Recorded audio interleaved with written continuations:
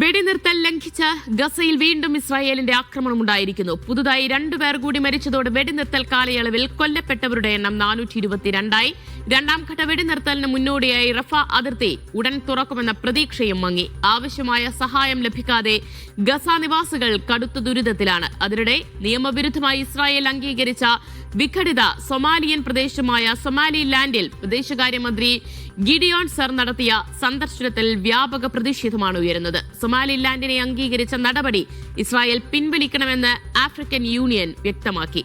ഇറാനും ഹമാസിനുമെതിരെ ശക്തമായ മുന്നറിയിപ്പുമായി ഇസ്രായേൽ പ്രധാനമന്ത്രി ബെന്യാമിൻ നെതന്യാഹു രംഗത്തെത്തി. വെടിനിർത്തൽ രണ്ടാം ഘട്ട തുടർ നടപടികളും അനിശ്ചിതത്വത്തിലാണ്. വിവരങ്ങളുമായി MC നാസറാണ് ചേരുന്നത്. MC-യെ ഈ വെടിനിർത്തൽ കാലയളവിൽ മാത്രം 422 പേരാണ് ഗസയിൽ മരിച്ചു വീണത് എന്നതാണ് ഏറ്റവും എടുത്തു പറയേണ്ടത്. വീണ്ടും ആക്രമണം ഉണ്ടായിരിക്കുകയാണ്. എവിടെയാണ് ഉണ്ടായത്? ഇപ്പോൾ രണ്ടാം ഘട്ട ചർച്ച നടക്കുന്ന പശ്ചാത്തലത്തിൽ അതെല്ലാം വലിയൊരു അനിശ്ചിതത്വത്തിലേക്ക് നീങ്ങുകയാണ്.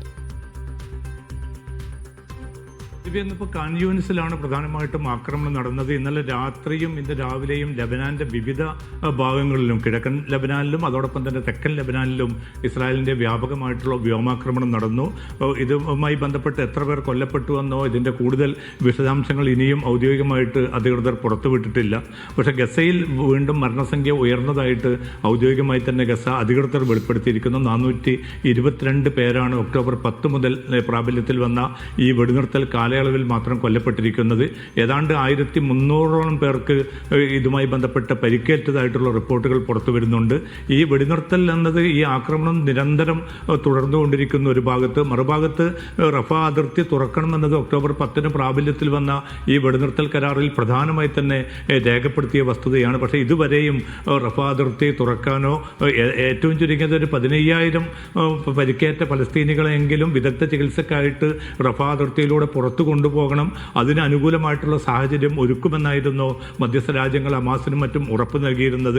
പക്ഷേ ആ മധ്യസ്ഥ രാജ്യങ്ങൾ പോലും അതിശക്തമായി തന്നെ ഈ റഫ അതിർത്തി തുറക്കാത്തതിലുള്ള തങ്ങളുടെ പ്രതിഷേധം അറിയിച്ചിട്ടുണ്ട്. ഖത്തർ ഉൾപ്പെടെയുള്ള രാജ്യങ്ങളാണ് മധ്യസ്ഥ രാജ്യങ്ങൾ വളരെ ശക്തമായി തന്നെ അമേരിക്കയ്ക്ക് ഇതുമായി ബന്ധപ്പെട്ട മുന്നറിയിപ്പ് നൽകിയിരിക്കുന്നത്. കാരണം കഴിഞ്ഞ മാസം 29-നാണ് ഫ്ലോറിഡയിൽ വെച്ച് നെതന്യാഹുവും ട്രംപും തമ്മിൽ കൂടിക്കാഴ്ച നടന്നത്. ആ കൂടിക്കാഴ്ച കഴിഞ്ഞ് തിരിച്ചു വന്ന ഉടൻ തന്നെ ട്രംപ് ഔദ്യോഗികമായി തന്നെ ഉടൻ തന്നെ റഫ അതിർത്തി തുറക്കുമെന്ന ഒരു സൂചന നൽകിയതായിട്ട് ഇസ്രായേൽ മാധ്യമങ്ങൾ റിപ്പോർട്ട് ചെയ്തിരുന്നു. പക്ഷേ ഈ ദിവസമായിട്ട് പോലും ആ അതിർത്തി തുറക്കാനോ അതോടൊപ്പം തന്നെ ഈ വെടിനിർത്തൽ ലംഘനങ്ങൾ അവസാനിപ്പിക്കാനോ ഉള്ള ഒരു നീക്കവും ഇസ്രായേലിന്റെ ഭാഗത്തു നിന്ന് ഉണ്ടായിട്ടില്ല. രണ്ടാം ഘട്ട വെടിനിർത്തൽ മുന്നോട്ട് കൊണ്ടുപോകാൻ അമേരിക്ക തീരുമാനിക്കുകയും അക്കാര്യം ഔദ്യോഗികമായി തന്നെ ട്രംപ് ഉൾപ്പെടെയുള്ള നേതൃത്വം വിശദീകരിക്കുകയും ചെയ്തതാണ്. പക്ഷേ ഇതുവരെയും അതുമായി ബന്ധപ്പെട്ട നടപടിക്രമങ്ങൾ മുന്നോട്ട് പോയിട്ടില്ല.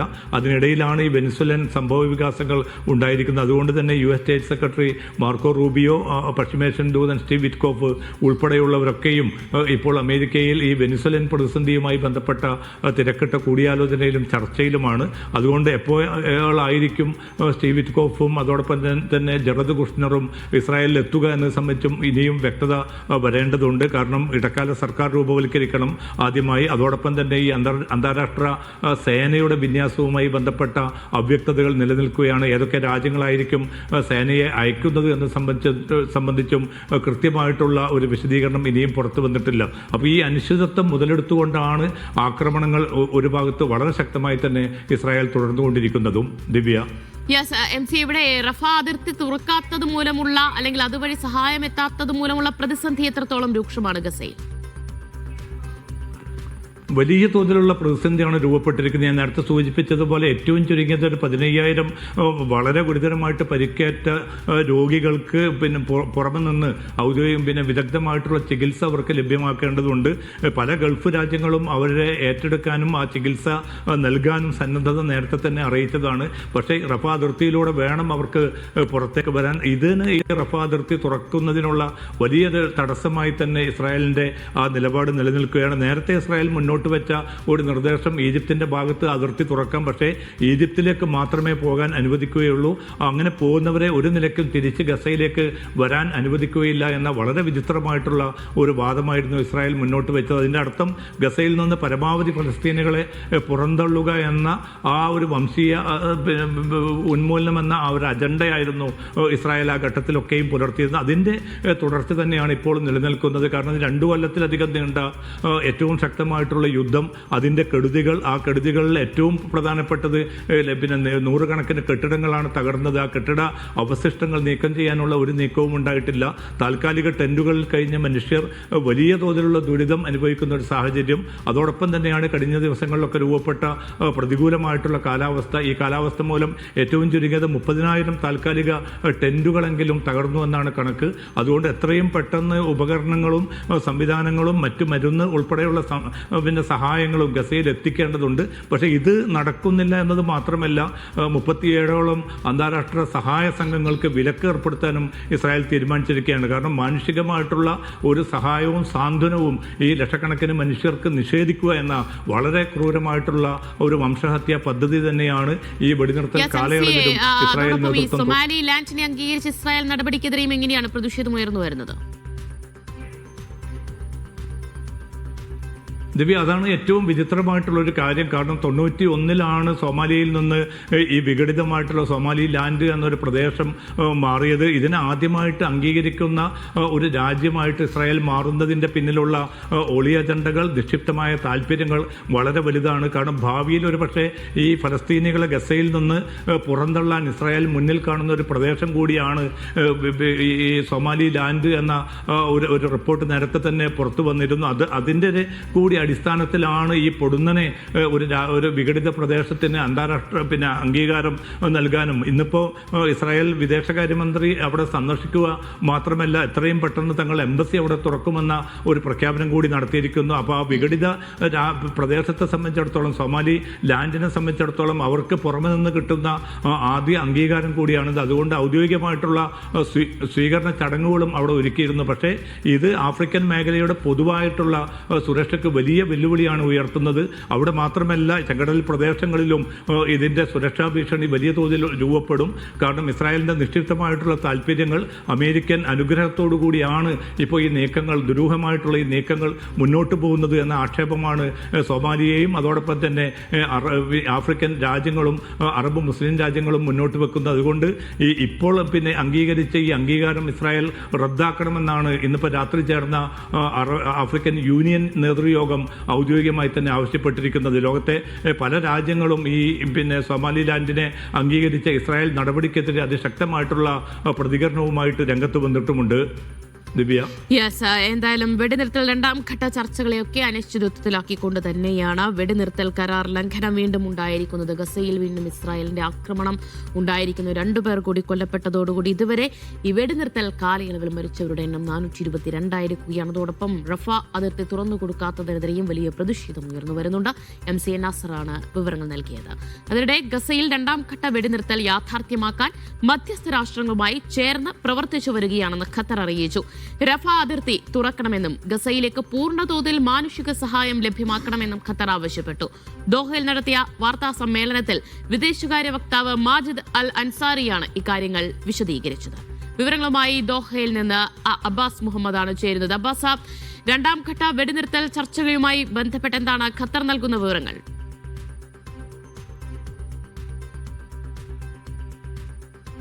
ദിവ്യ, ദോഹയിൽ നടത്തിയ വാർത്താ സമ്മേളനത്തിൽ വിദേശകാര്യ വക്താവ് മാജിദ് അൽ അൻസാരി പറയുന്നത് പ്രകാരം 2 പ്രധാനപ്പെട്ട കാര്യങ്ങളാണ് ഖത്തർ ആവശ്യപ്പെട്ടിട്ടുള്ളത്. ഒന്ന് നേരത്തെ MC സൂചിപ്പിച്ചതുപോലെ തന്നെ റഫ അതിർത്തി തുറക്കണമെന്നുള്ളതാണ്. മറ്റൊന്ന്, അടുത്ത ഘട്ട വെടിനിർത്തൽ കരാറിനായുള്ള ശ്രമങ്ങൾ ഖത്തർ മധ്യസ്ഥ രാഷ്ട്രങ്ങളുമായി ചേർന്ന് നടത്തിക്കൊണ്ടിരിക്കുന്നു എന്നുള്ളതാണ്. നമുക്കറിയാവുന്നതുപോലെ തന്നെ ഈജിപ്തും US-ഉമാണ് ഈ ഗസയിലെ വിഷയത്തിൽ ഇസ്രായേലുമായി നടത്തിയ സംഭാഷണങ്ങളിലൊക്കെ മധ്യസ്ഥ രാഷ്ട്രങ്ങളായി ഇടപെട്ടത്. അതോടൊപ്പം തന്നെ ഖത്തറും. ഇങ്ങനെ ഖത്തർ, ഈജിപ്ത്, US രാഷ്ട്രങ്ങൾ ഇക്കാര്യത്തിൽ അടുത്ത ഘട്ട വെടിനിർത്തലുമായി ബന്ധപ്പെട്ട അഗ്രിമെൻറ്റുമായി ബന്ധപ്പെട്ട കാര്യങ്ങൾ അൺഒഫീഷ്യലി ചർച്ചകൾ ആരംഭിച്ചിരിക്കുന്നു എന്നാണ് മാജിദ് അൻസാരി ഇന്ന് വാർത്താ സമ്മേളനത്തിൽ അറിയിച്ചിട്ടുള്ളത്. അദ്ദേഹം പറയുന്നൊരു വളരെ പ്രധാനപ്പെട്ട കാര്യം, ഇക്കാര്യത്തിൽ ചില സങ്കീർണതകളുണ്ട്. ആ സങ്കീർണതകൾ പരിഹരിക്കാനുള്ള ശ്രമങ്ങൾ കൂടി ഈ ഖത്തർ നടത്തിക്കൊണ്ടിരിക്കുകയാണ് മധ്യസ്ഥ രാഷ്ട്രങ്ങളുമായി ചേർന്ന് എന്നുകൂടി അദ്ദേഹം പറയുന്നുണ്ട്. റഫ അതിർത്തി മാനുഷിക സഹായത്തിന് വേണ്ടി തുറക്കാനുള്ള ഒരു പ്രധാനപ്പെട്ട ആവശ്യമാണ് ഇന്ന് മാജിദ് അൽ അൻസാരി അദ്ദേഹത്തിൻ്റെ വാർത്താ സമ്മേളനത്തിൽ ഖത്തറിൻ്റെതായി പുറത്തിറക്കിയത്. നമുക്കറിയാവുന്നതുപോലെ തന്നെ 2024 മെയ് മുതൽ ഇസ്രായേൽ റഫ അതിർത്തി അടച്ചിരിക്കുകയാണ്. ഈജിപ്തിനും അതുപോലെ ഗസക്കും ഇടയിലുള്ള ഈ അതിർത്തി തുറന്നാൽ മാത്രമേ നിലവിലുള്ള ഗസയിലെ മാനുഷിക പ്രതിസന്ധി പരിഹരിക്കാനാകൂ. അത് രാഷ്ട്രീയമായി ഇസ്രായേൽ രാഷ്ട്രീയമായി ഇക്കാര്യത്തിൽ ബ്ലാക്ക് മെയിൽ ചെയ്യുകയാണ്. ഒരു പൊളിറ്റിക്കൽ ബ്ലാക്ക് മെയിലിംഗ് ആണ് നിലവിൽ ഇസ്രായേൽ നടത്തിക്കൊണ്ടിരിക്കുന്നു എന്നുകൂടി മാജിദ് അൽ അൻസാരി പറഞ്ഞു വെക്കുന്നു. ഇതൊഴിവാക്കി കൃത്യമായി മാനുഷിക സഹായങ്ങൾ ഗസയിൽ എത്തിക്കാനുള്ള ശ്രമങ്ങൾക്ക് ഇസ്രായേൽ ഭരണകൂടം പിന്തുണ പ്രഖ്യാപിക്കണം. അതുപോലെ ഇസ്രായേൽ ഭരണകൂടം അത് അനുവദിക്കണം. റഫ അതിർത്തി തുറന്നാൽ മാത്രമേ ഇനി ഗസയിലെ ദുരിതത്തിന് അറുതി വരൂ എന്നുള്ളതാണ് മാജിദ് അൽ അൻസാരി പറയുന്നത്. നമുക്കറിയാവുന്ന പോലെ തന്നെ റഫ അതിർത്തി വളരെ പ്രധാനപ്പെട്ട ഒരു സംഗതിയാണ്. കാരണം അത് മൂന്ന് കാര്യങ്ങൾ കൊണ്ടാണ് ഇത് പ്രസക്തമാകുന്നത്. ഒന്ന്, ഈ മാനുഷിക ഒരു ഇടനാഴി, ഹ്യൂമാനിറ്റേറിയൻ എയ്ഡ് കോറിഡോർ തുറക്കുക എന്നുള്ളത് പ്രധാനപ്പെട്ടതാണ്, ഈ റഫ അതിർത്തി തുറക്കുക എന്നുള്ളത്. അതുപോലെ തന്നെ അവിടേക്കുള്ള ഈ അന്താരാഷ്ട്ര സന്നദ്ധ സംഘടനകളുടെ, അതുപോലെ എയ്ഡ് വർക്കേഴ്സിൻ്റെ, ഡോക്ടർമാരടക്കമുള്ള ആളുകളുടെ സേവനം ലഭ്യമാക്കുന്നതിന് കൂടി ഈ അതിർത്തി തുറക്കേണ്ടത് അത്യാവശ്യമാണ്. എന്ന് മാത്രമല്ല, ഒക്ടോബർ 10 വന്ന ആദ്യത്തെ അഗ്രിമെൻറ്റിൽ ഈ അഗ്രിമെൻ്റ് പ്രകാരം റഫ അതിർത്തി തുറക്കുമെന്നായിരുന്നു പറഞ്ഞിരുന്നത്. എന്നാൽ ഇതുവരെ അത് പാലിക്കാൻ ഇസ്രായേൽ തയ്യാറായിട്ടില്ല. എന്ന് മാത്രമല്ല, കഴിഞ്ഞ ഇസ്രായേൽ പ്രധാനമന്ത്രി ബെന്യാമിൻ നെതന്യാഹു പറയുന്നത് പ്രകാരം ഈ ക്യാപ്റ്റീവ്സുകളുടെ, ബന്ദികളുടെ അവസാനത്തെ അവശേഷിപ്പ് കിട്ടിയാൽ മാത്രമേ ഈ റഫ അതിർത്തി തുറക്കാൻ കഴിയൂ എന്നുള്ള ഒരു നിലപാട് കൂടി അദ്ദേഹം സ്വീകരിക്കുകയുണ്ടായിട്ടുണ്ട്. എന്നാൽ ഇസ്രായേൽ ഒഫീഷ്യൽ ബ്രോഡ്കാസ്റ്ററായ കാൻ കഴിഞ്ഞ ദിവസം റിപ്പോർട്ട് ചെയ്ത പ്രകാരം US-ന്റെ സമ്മർദ്ദപ്രകാരം റഫ അതിർത്തി എന്നുള്ള ഒരു വാർത്തയും കാൻ സംപ്രേഷണം ചെയ്തിരുന്നു. എന്നാൽ ഇതുമായി ബന്ധപ്പെട്ട് ഏതായാലും ഖത്തറിൻ്റെ നേതൃത്വത്തിൽ ഇസ്രായേലും അതുപോലെ ഈജിപ്തും കൂടി മധ്യസ്ഥ ശ്രമങ്ങൾ നടത്തിക്കൊണ്ടിരിക്കുകയാണ്. റഫ അതിർത്തി ഏതായാലും വളരെ വൈകാതെ തുറക്കണം എന്നുള്ള ആവശ്യമാണ് ഖത്തർ ഉന്നയിക്കുന്നത്. അതുമാത്രമല്ല, അടുത്ത ഘട്ട വെടിനിർത്തൽ കരാറിലേക്കുള്ള അതുമായി ബന്ധപ്പെട്ട അടുത്ത കാര്യങ്ങൾ കൂടി അൺഒഫീഷ്യലായിട്ട് അതിനുള്ള ചർച്ചകൾ കൂടി പുരോഗമിക്കുകയാണ്. ദിവ്യ. ഗസയിൽ മാനുഷിക സഹായം വളരെ വേഗത്തിൽ തന്നെ എത്തിക്കേണ്ടതുള്ളതിനായി റഫ അതിർത്തി ഉടൻ തുറന്നു നൽകണം എന്ന ആവശ്യം ശക്തമായി തന്നെ ഉന്നയിക്കുകയാണ് ഖത്തർ. വിവരങ്ങളാണ് അബ്ബാസ് മുഹമ്മദ് നൽകിയത്. മറ്റു വാർത്തയിലേക്ക്. ദുബൈയിൽ പൊതുഗതാഗത സൗകര്യങ്ങൾ വർദ്ധിപ്പിക്കുന്നതിന്റെ ഭാഗമായി 4 പുതിയ ബസ് റൂട്ടുകൾ കൂടി RTA പ്രഖ്യാപിച്ചു. നിലവിലുള്ള 70-ലധികം റൂട്ടുകളിൽ മാറ്റങ്ങളും വരുത്തിയിട്ടുണ്ട്. ഈ മാസം 9 മുതൽ പുതിയ പരിഷ്കാരങ്ങൾ നിലവിൽ വരും. തിരക്കേറിയ സമയങ്ങളിൽ സുഗമമായ യാത്ര ഉറപ്പാക്കാനാണ് RTA പുതിയ റൂട്ടുകൾ അനുവദിച്ചത്. അൽ സത്വ, ജുമൈറ 3, അൽവാസൽ എന്നീ മേഖലകളെ ബന്ധിപ്പിച്ച് 88A, 88B, 93A, 93B എന്നീ റൂട്ടുകളാണ് പുതുതായി സർവീസ് നടത്തുക. പുതിയ റൂട്ടുകൾക്ക് പുറമെ 70ഓളം റൂട്ടുകളിൽ സമയക്രമത്തിലും സ്റ്റോപ്പുകളിലും മാറ്റം വരുത്തിയിട്ടുണ്ട്. റൂട്ട് 29-ൽ ഫ്യൂച്ചർ മ്യൂസിയത്തിന് സമീപം പുതിയ സ്റ്റോപ്പ് അനുവദിച്ചു. മുഹൈസിന, ഇന്റർനാഷണൽ സിറ്റി, ജബൽ അലി മേഖലകളിലെ ബസ് സർവീസുകളും വിപുലീകരിച്ചിട്ടുണ്ട്. കാത്തിരിപ്പ് സമയം കുറയ്ക്കാനും യാത്രക്കാരുടെ സൗകര്യം മെച്ചപ്പെടുത്താനുമാണ് നടപടി. റൂട്ടുകളിലെ പുതിയ മാറ്റങ്ങൾ പൂർണ്ണമായി അറിയാൻ RTA വെബ്സൈറ്റോ സുഹൈൽ ആപ്പോ പരിശോധിക്കാമെന്ന് അധികൃതർ വ്യക്തമാക്കി. Media 1, Dubai. രോഗങ്ങൾ മുൻകൂട്ടി കണ്ടെത്തുന്നതിനായി ഡ്രൈവ് ത്രൂ സ്ക്രീനിംഗ് പദ്ധതിക്ക് തുടക്കമിട്ട് സൗദി അറേബ്യ. ഹെൽത്ത് ഹോൾഡിംഗ് കമ്പനിയുമായി ചേർന്നാണ് പദ്ധതി. റിയാദിലാണ് നിലവിൽ പദ്ധതി നടപ്പാക്കിയിട്ടുള്ളത്. കാറിൽ ഇരുന്നു കൊണ്ട് തന്നെ പരിശോധന ലഭ്യമാകും വിധമാണ് സംവിധാനം. താക്കത്ത് ലി സിഹത്തിക് അഥവാ നിങ്ങളുടെ ആരോഗ്യം ഉറപ്പാക്കുക എന്ന പേരിലാണ് പുതിയ പദ്ധതി. നിർത്തുക, പരിശോധിക്കുക, സ്ഥിരീകരിക്കുക എന്നീ 3 സ്റ്റെപ്പുകളിലായാണ് പദ്ധതി നടപ്പാക്കുന്നത്. ഇതിനായി ഒരുക്കിയിട്ടുള്ളത് ഡ്രൈവ് ത്രൂ സംവിധാനമാണ്. കാറിലിരുന്നു കൊണ്ട് തന്നെ പരിശോധനകൾ പൂർത്തിയാക്കാം. പ്രത്യേക സാഹചര്യങ്ങളിൽ ഡ്രൈവ് ത്രൂ ഹെൽത്ത് സെന്ററിൽ പ്രവേശിച്ചും ചികിത്സ ലഭ്യമാക്കും. ഹെൽത്ത് ഹോൾഡിംഗ് കമ്പനിയുമായി ചേർന്നാണ് പദ്ധതി. പരീക്ഷണാടിസ്ഥാനത്തിലുള്ള 1ാം ഘട്ടമാണ് നിലവിൽ റിയാദിൽ നടപ്പാക്കിയിട്ടുള്ളത്. സിഹത്തി ആപ്പ് വഴി രജിസ്റ്റർ ചെയ്യുന്നവർക്കായിരിക്കും സൗകര്യം ലഭ്യമാവുക. ബ്രസ്റ്റ് ക്യാൻസർ സ്ക്രീനിംഗ്, വയർ സംബന്ധ അസുഖങ്ങൾ, എല്ല് സംബന്ധമായ അസുഖങ്ങൾ, ജീവിതശൈലി രോഗങ്ങൾ, കൊളസ്ട്രോൾ, രക്തസമ്മർദ്ദം, ഡയബറ്റീസ്, അമിതവണ്ണം തുടങ്ങിയവയ്ക്കുള്ള പ്രാഥമിക പരിശോധനകളാവും ലഭ്യമാവുക.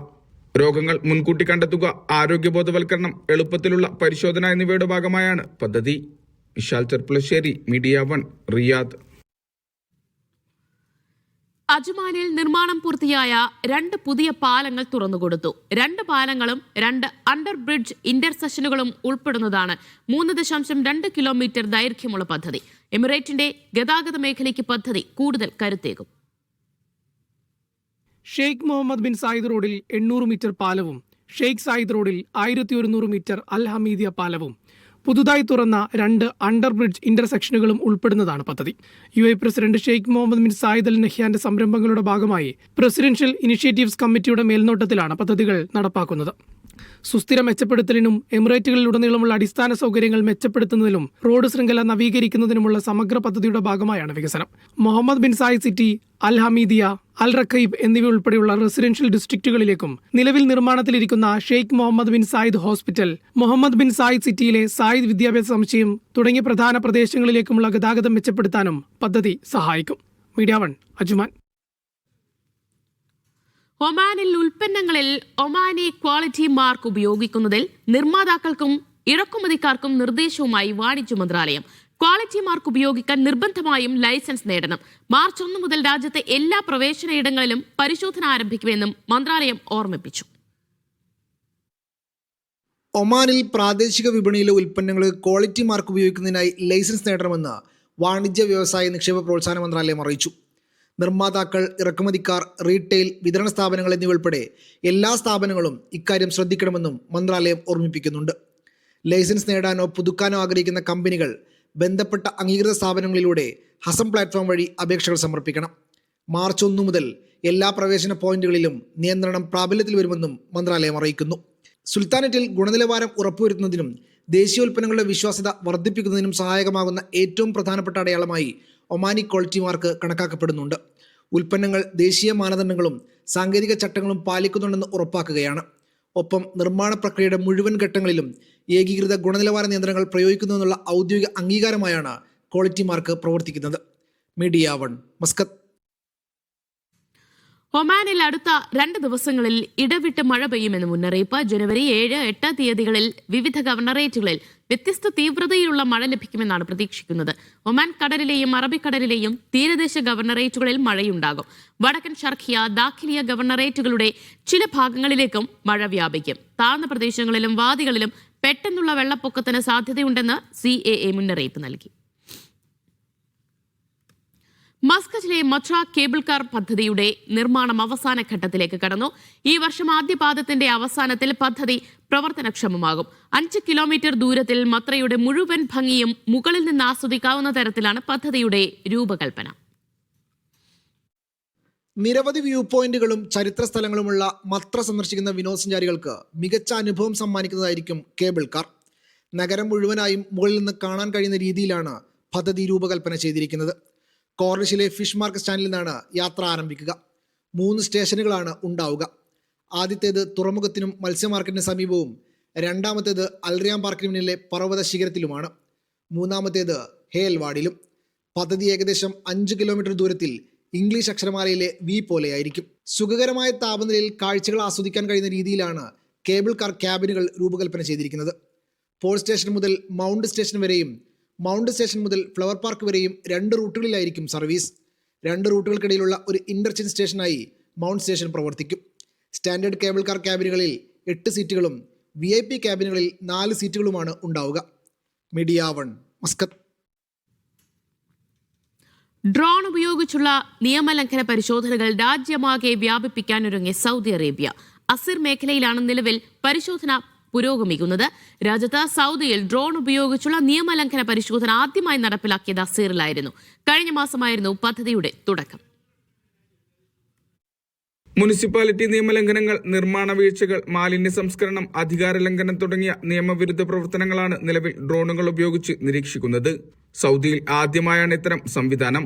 അബഹ, ഖമീസ്, മുഷേത്ത് മേഖലകളിലാണ് നിലവിലെ പരിശോധനകൾ.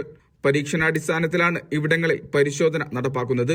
പദ്ധതിക്ക് തുടക്കമിട്ടത് കഴിഞ്ഞ മാസമായിരുന്നു. നിയമലംഘനങ്ങൾ കൃത്യതയോടെ പുതിയ സംവിധാനത്തിലൂടെ കണ്ടെത്താൻ കഴിയും.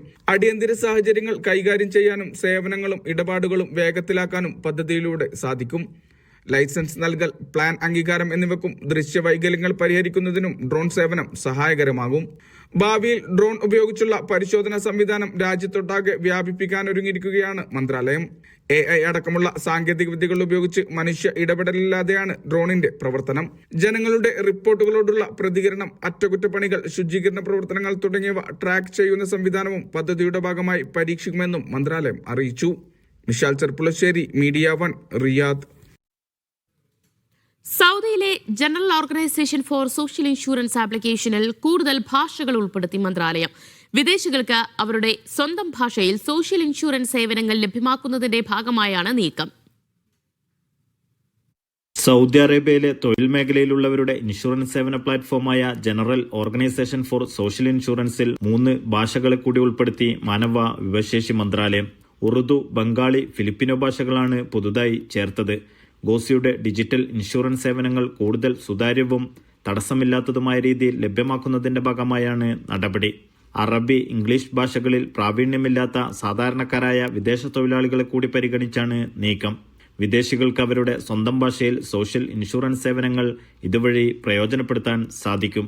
ഗോസിയുടെ ആപ്ലിക്കേഷൻ അപ്ഡേറ്റ് ചെയ്യുന്നതോടെ സേവനം ലഭിക്കും. Naushad റിക്കൂർ, media 1, Dammam.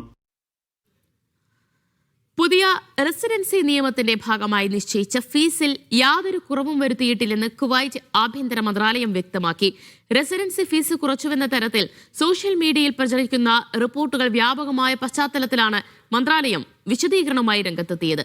സോഷ്യൽ മീഡിയയിൽ പ്രചരിക്കുന്ന ഓഡിയോയിൽ പറയുന്ന വിവരങ്ങൾ തെറ്റാണെന്നും അത് ഔദ്യോഗിക തീരുമാനത്തിന്റെ അടിസ്ഥാനത്തിലുള്ളതല്ലെന്നും ആഭ്യന്തര മന്ത്രാലയം അറിയിച്ചു.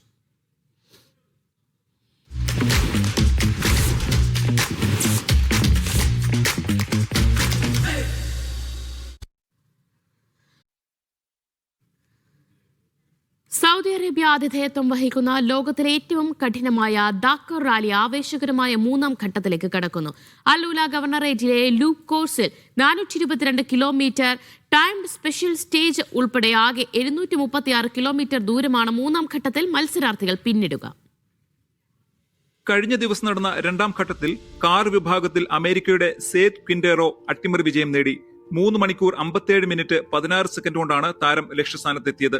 2ാം സ്ഥാനത്തെത്തിയ ദക്ഷിണാഫ്രിക്കയുടെ ഹെങ് ലക്കേതൻ കിൻഡോറയേക്കാൾ 1 മിനിറ്റ് 42 സെക്കൻഡ് പിന്നിലായി. സൗദിയുടെ നിലവിലെ ചാമ്പ്യൻ യസീദ് അൽ റാജി 3ാം സ്ഥാനത്തെത്തി മികച്ച പ്രകടനം പുറത്തെടുത്തു. യാംബു മുതൽ അൽ-ഉല വരെയായിരുന്നു 2ാം ഘട്ടം. 400 കിലോമീറ്റർ ടൈം സ്പെഷ്യൽ സ്റ്റേജ് ഉൾപ്പെടെ 504 കിലോമീറ്റർ ദൂരമാണ് ഈ ഘട്ടത്തിലുണ്ടായിരുന്നത്. അതേസമയം 5 തവണ ദാക്കർ ജേതാവായ ഖത്തറിന്റെ നാസർ ലത്തിയ കാർ വിഭാഗത്തിൽ ഓവറോൾ ലീഡുമായി മുന്നേറുകയാണ്. 7 മണിക്കൂർ 12 മിനിറ്റ് 16 സെക്കൻഡുമായി അദ്ദേഹം 1ാം സ്ഥാനം നിലനിർത്തുന്നു. കായിക മന്ത്രാലയത്തിന്റെ മേൽനോട്ടത്തിൽ Saudi automobile and motorcycle ഫെഡറേഷനും സൗദി മോട്ടോർ സ്പോർട്ട് കമ്പനിയും ചേർന്നാണ് റാലി സംഘടിപ്പിക്കുന്നത്. 69 രാജ്യങ്ങളിൽ നിന്നുള്ള 812 മത്സരാർത്ഥികളാണ് ഇത്തവണ മാറ്റുരയ്ക്കുന്നത്. യാംബുവിൽ നിന്ന് ആരംഭിച്ച് അൽ-ഉല, ഹായിൽ, റിയാദ്, ബിഷ തുടങ്ങിയ വൈവിധ്യമാർന്ന ഭൂപ്രകൃതിയിലൂടെ 7994 കിലോമീറ്റർ സഞ്ചരിക്കുന്ന റാലി ജനുവരി 17 യാംബുവിൽ തന്നെ സമാപിക്കും. Media 1, Riyadh. മദീനയിൽ അപകടത്തിൽ മരിച്ച കുടുംബത്തിലെ 4 മലയാളികളെ കബറടക്കുന്നതിനുള്ള നടപടിക്രമങ്ങൾ പൂർത്തിയായി. മദീന ഗവർണറേറ്റിൽ നിന്നും അന്തിമ അനുമതി ലഭിക്കുന്നതോടെ സമയത്തിൽ തീരുമാനമാകും. മരണപ്പെട്ട ജലീലിന്റെയും കുടുംബാംഗങ്ങളുടെയും ബന്ധുക്കളും സുഹൃത്തുക്കളും മദീനയിൽ തുടരുകയാണ്. മദീന വാഹനാപകടത്തിൽ മരണപ്പെട്ട മലപ്പുറം നെടുവത്ത് കളത്തിൽ ജലീൽ, ഭാര്യ തസ്ന, മകൻ 13-കാരനായ ആദിൽ, ഉമ്മ മൈമൂനത്ത് എന്നിവരെ ഖബറടക്കാനുള്ള നടപടികൾ പൂർത്തിയായി കഴിഞ്ഞു. സമയം സംബന്ധിച്ച് മദീന പ്രാദേശിക ഭരണകൂടത്തിന്റെ അന്തിമ അനുമതിക്കായി കാത്തിരിക്കുകയാണ് ബന്ധുക്കളും സാമൂഹ്യ പ്രവർത്തകരും സുഹൃത്തുക്കളും. വെള്ളിയാഴ്ചയാണ് ജലീലും കുടുംബവും സഞ്ചരിച്ച കാറിൽ മുന്നിൽ പോവുകയായിരുന്ന ട്രെയിലർ റോഡിന് കുറുകെ വന്ന് ഇടിച്ചത്. അപകടത്തിന് കാരണമായത് ട്രെയിലർ നേരെ പോകുന്നതിനിടെ അവസാന ട്രാക്കിൽ നിന്നും പൊടുന്നനെ ഹൈവേക്ക് ക്രോസായി തിരിഞ്ഞുവന്ന് ഇടിച്ചതാണ്. അപകടത്തിൽ ഒരാളൊഴികെ എല്ലാവർക്കും ഗുരുതരമായി പരിക്കേറ്റിരുന്നു. ജലീലിന്റെ 3 പെൺമക്കൾ പരിക്കുകളോടെ രക്ഷപ്പെട്ടു. ഇതിൽ 9 വയസ്സുകാരി ഹാദിയ ഫാത്തിമ ജർമ്മൻ ഹോസ്പിറ്റലിൽ വെന്റിലേറ്ററിൽ ഗുരുതരാവസ്ഥയിലാണ്. 15 വയസ്സുകാരി ആയിഷ ശസ്ത്രക്രിയ പൂർത്തിയാക്കി കിങ് ഫഹദ് ആശുപത്രിയിൽ സ്ഥിതി മെച്ചപ്പെട്ടു വരുന്നു. ചെറിയ പരിക്കുകളോടെ അത്ഭുതകരമായി രക്ഷപ്പെട്ട 7 വയസ്സുകാരി നൂറ നേരത്തെ ആശുപത്രി വിട്ടിരുന്നു. 7 മക്കളുള്ള ജലീലിന്റെ നാട്ടിലുള്ള 3 മക്കളും മദീനയിലെത്തിയിട്ടുണ്ട്. ഒപ്പം നാട്ടിലെത്തിയ സഹോദരിമാരും കുടുംബാംഗങ്ങളും കൂടെ കമ്പനിയിലെ സുഹൃത്തുക്കളും മദീനയിൽ തുടരുകയാണ്. മദീന KMCC വെൽഫെയർ വിങ്ങിന്റെ വിശ്രമമില്ലാത്ത സേവനത്തിനൊടുവിലാണ് നടപടിക്രമങ്ങൾ അതിവേഗം പൂർത്തിയാക്കുന്നത്. പ്രിയപ്പെട്ടവരെ മദീനയുടെ മണ്ണിലേക്ക് യാത്രയാക്കാൻ പ്രാർത്ഥനാ നിർഭരമായി കാത്തിരിക്കുകയാണ് കുടുംബവും പ്രവാസ ലോകവും. Aftab Rahman, media 1, Riyadh. Abu Dhabi വാഹനാപകടത്തിൽ മരിച്ച 4 കുഞ്ഞുങ്ങൾക്കും യാത്രാമൊഴി ചൊല്ലി UAE. പ്രവാസി സമൂഹത്തിന്റെ കണ്ണീരിനെ സാക്ഷിയാക്കി 4 പേരുടെയും മൃതദേഹം ദുബായിൽ ഖബറടക്കി. 7-അംഗ കുടുംബത്തിൽ 10 വയസ്സുകാരി സഹോദരിയെയും ഉമ്മയെയും ഉപ്പയെയും ഈ ലോകത്ത് ബാക്കിയാക്കിയാണ് ആ 4 പേരും വിട ചൊല്ലിയത്.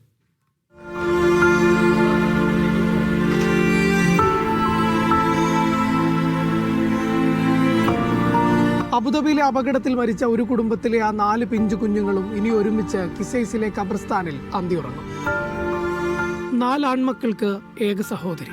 വീട്ടിലെ കുഞ്ഞു കുഞ്ഞു വഴക്കുകളും സന്തോഷങ്ങളും എല്ലാമായി ആ കുഞ്ഞുങ്ങളുടെ ശബ്ദ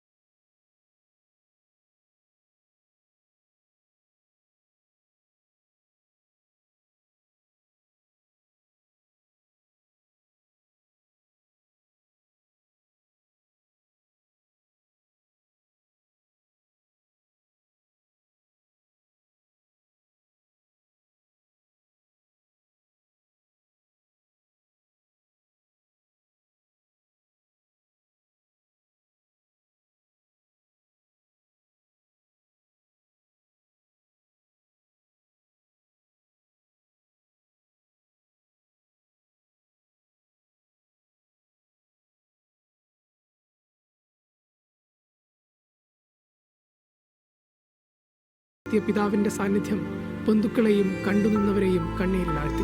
നമ്മളറിയാത്ത ഒരു കുടുംബത്തിലെ പൊന്നാര വാക്കുകൾ കിട്ടുന്നില്ല.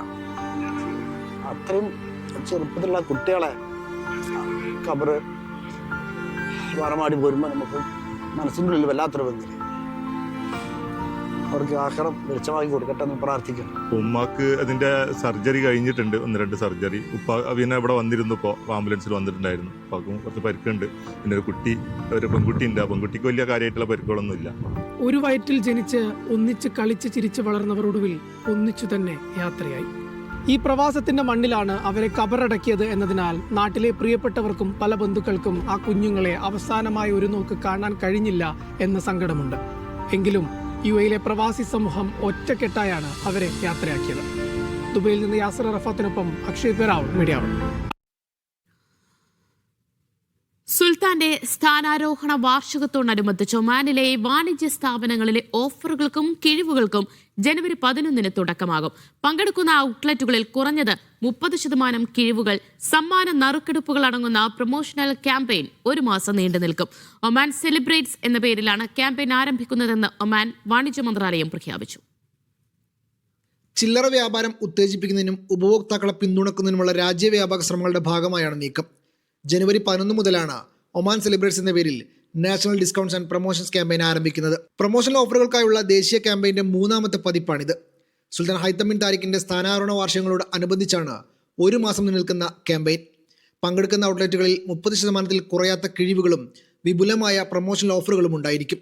ഫെബ്രുവരി 11 വരെ നിലനിൽക്കുന്ന ക്യാമ്പയിനിൽ ഏകദേശം 814 വാണിജ്യ ഔട്ട്ലെറ്റുകൾ പങ്കാളികളാകും. സമ്മാന നറുക്കെടുപ്പുകൾ, പ്രൊമോഷൻ റാഫലുകൾ, തൽക്ഷണ സമ്മാനങ്ങൾ എന്നിവയും ഉൾപ്പെടുന്നുണ്ടെന്ന് മന്ത്രാലയം അറിയിക്കുന്നുണ്ട്. Media 1, Muscat. ഒമാനിലെ സാമൂഹ്യ പ്രവർത്തകനായ എറണാകുളം അറയൻകാവ് സ്വദേശി ഡോക്ടർ സജി ഉദുപ്പാന് ഗ്ലോബൽ മലയാളി രത്ന പുരസ്കാരം ലഭിച്ചു. കൊച്ചിയിൽ നടന്ന മലയാളി ഫെസ്റ്റിവലിൽ ഉന്നത വിദ്യാഭ്യാസ കൌൺസിൽ മുൻ വൈസ് ചെയർമാനും ഇന്ത്യൻ അംബാസഡറുമായിരുന്ന ടി പി ശ്രീനിവാസനിൽ നിന്നും പുരസ്കാരം ഏറ്റുവാങ്ങി.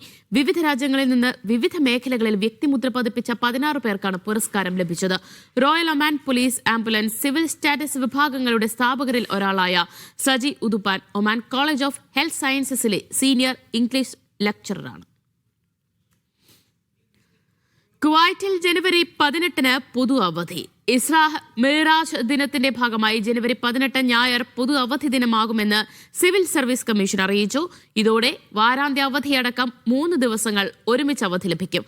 എന്നാൽ അടിയന്തര സ്വഭാവമുള്ള പ്രത്യേക സ്ഥാപനങ്ങൾക്ക് ഈ പൊതു അവധി ബാധകമാകില്ല. കുവൈറ്റ് പോലീസ് സേനയിലെ ആദ്യ വനിതാ പൈലറ്റായി ഫസ്റ്റ് ലഫ്റ്റനന്റ് ഡാന അൽ ഷെലിൻ തെരഞ്ഞെടുക്കപ്പെട്ടു. ഗ്രീസിൽ പൈലറ്റ് പരിശീലനം പഠിക്കുന്നതിനുള്ള സ്കോളർഷിപ്പിനാണ് ആഭ്യന്തര മന്ത്രാലയം ഡാനയെ തെരഞ്ഞെടുത്തത്. കുവൈറ്റിലെ സുരക്ഷാ സൈനിക സ്ഥാപനങ്ങളുടെ ചരിത്രത്തിൽ ആദ്യമായാണ് ഇത്തരമൊരു സ്കോളർഷിപ്പ് അനുവദിക്കുന്നത്. സ്ത്രീ ശാക്തീകരണത്തിനും സുരക്ഷാ മേഖലയിലെ പങ്കാളിത്തം വർദ്ധിപ്പിക്കുന്നതിനുമുള്ള സർക്കാരിന്റെ കാഴ്ചപ്പാടാണ് ഇതിലൂടെ പ്രതിഫലിക്കുന്നതെന്ന് മന്ത്രാലയം അറിയിച്ചു.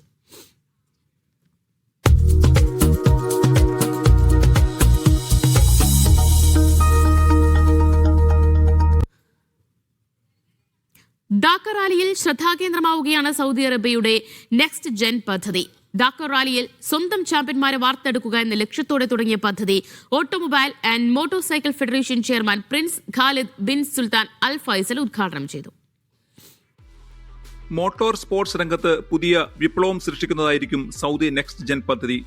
2ാം സീസൺ വിജയികളെ Prince Khalid bin Sultan Al Faisal പ്രഖ്യാപിച്ചു. We like motorsports, and if you think Yazid is the only one that can win the car, wait until these come and compete with you. Prince Abdul Aziz bin സൗദും Mishal Khalaf Al ഷമാരിയുമാണ് 2027 Dakar റാലിയിലേക്ക് തിരഞ്ഞെടുക്കപ്പെട്ടത്. കഠിനമായ സാങ്കേതിക പരിശോധനകളും മണലാരണ്യത്തിലെ driving ടെസ്റ്റുകളും പൂർത്തിയാക്കിയാണ് ഇവർ ഈ നേട്ടം കൈവരിച്ചത്. തിരഞ്ഞെടുത്ത സൗദി യുവാക്കളെ ലോകോത്തര റാലി ഡ്രൈവർമാരായി വളർത്തുക എന്നതാണ് പ്രിൻസ് ഖാലിദ് ബിൻ സുൽത്താന്റെ നേതൃത്വത്തിലുള്ള ഈ പദ്ധതിയുടെ ലക്ഷ്യം. Next Gen 2025, your winners Hamaz Bakashab and Fahad Almar, as well as Abdullah Shakazwi and Rahat Alasaf.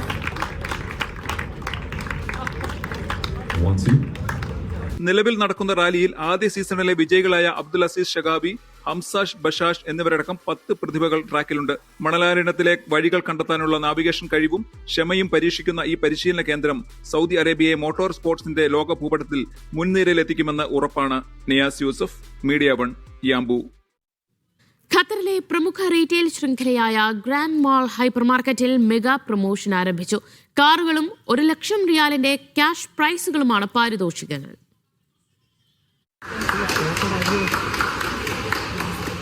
Drive your dream with grand എന്ന പേരിൽ ജനുവരി 1 മുതൽ ജൂൺ 24 വരെയാണ് പ്രമോഷൻ നടക്കുന്നത്. 50 റിയാൽ മുതലുള്ള ഷോപ്പിംഗിന് ലഭിക്കുന്ന റാഫിൾ കൂപ്പൺ വഴി നറുക്കെടുപ്പിലൂടെയാണ് വിജയികളെ കണ്ടെത്തുന്നത്. ഗ്രാൻഡ് മാളിന്റെ എല്ലാ ഔട്ട്ലെറ്റുകളിലും പ്രമോഷൻ ലഭ്യമാണെന്ന് സംരംഭകർ അറിയിച്ചു. ജനുവരി 29, ഫെബ്രുവരി 26, മാർച്ച് 29, ഏപ്രിൽ 23, മെയ് 20, ജൂൺ 25 എന്നീ തീയതികളിലാണ് നറുക്കെടുപ്പ് നടക്കുക.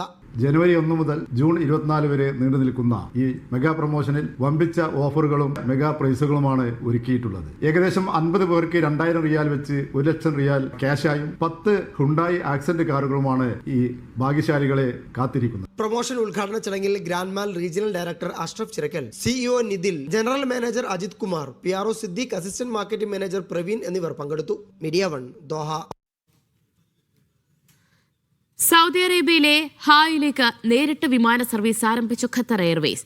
ആഴ്ചയിൽ 3 സർവീസുകളാണ് ഉണ്ടാവുക. ഇതോടെ സൗദിയിൽ ഖത്തർ എയർവേസ് സർവീസ് നടത്തുന്ന നഗരങ്ങളുടെ എണ്ണം 13ആയി. 180-ലേറെ പ്രതിവാര സർവീസുകളാണ് സൗദിയിലേക്ക് എയർവേസ് നടത്തുന്നത്. എഡ്യൂക്കേഷൻ എക്സലൻസ് പുരസ്കാരങ്ങൾ പ്രഖ്യാപിച്ച് ഖത്തർ ഉന്നത വിദ്യാഭ്യാസ മന്ത്രാലയം. 9 വിഭാഗങ്ങളിലായി 108 പേർക്കാണ് പുരസ്കാരം. 371 അപേക്ഷകരിൽ നിന്നാണ് ജേതാക്കളെ തെരഞ്ഞെടുത്തതെന്ന് മന്ത്രാലയം അറിയിച്ചു. പുരസ്കാരത്തിന്റെ 19ാം എഡിഷനാണ് ഇത്തവണത്തേത്. ഇനി മറ്റ് ഗൾഫ് വാർത്തകൾ ചുരുക്കത്തിൽ.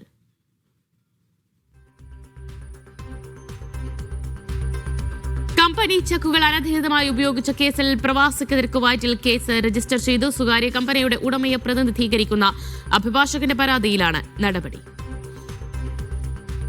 2025 ഡിസംബർ 22 മുതൽ 28 വരെ കുവൈറ്റിൽ നടത്തിയ ട്രാഫിക് പരിശോധനയിൽ 19,362 ഗതാഗത നിയമലംഘനങ്ങൾ കണ്ടെത്തിയതായി ജനറൽ ട്രാഫിക് ഡയറക്ടറേറ്റ്. പ്രധാന റോഡുകളിലും ഹൈവേകളിലുമായിരുന്നു പരിശോധന. കുവൈറ്റിൽ വ്യാജ ബ്രാൻഡ് ഉൽപ്പന്നങ്ങൾ കണ്ടെത്തിയ സ്ഥാപനം അടച്ചുപൂട്ടി. ഉപഭോക്തൃ സംരക്ഷണ നിയമങ്ങളും ബൗദ്ധിക സ്വത്തവകാശ നിയമങ്ങളും ലംഘിച്ചതിനെ തുടർന്നാണ് വാണിജ്യ വ്യവസായ മന്ത്രാലയം നടപടി സ്വീകരിച്ചത്.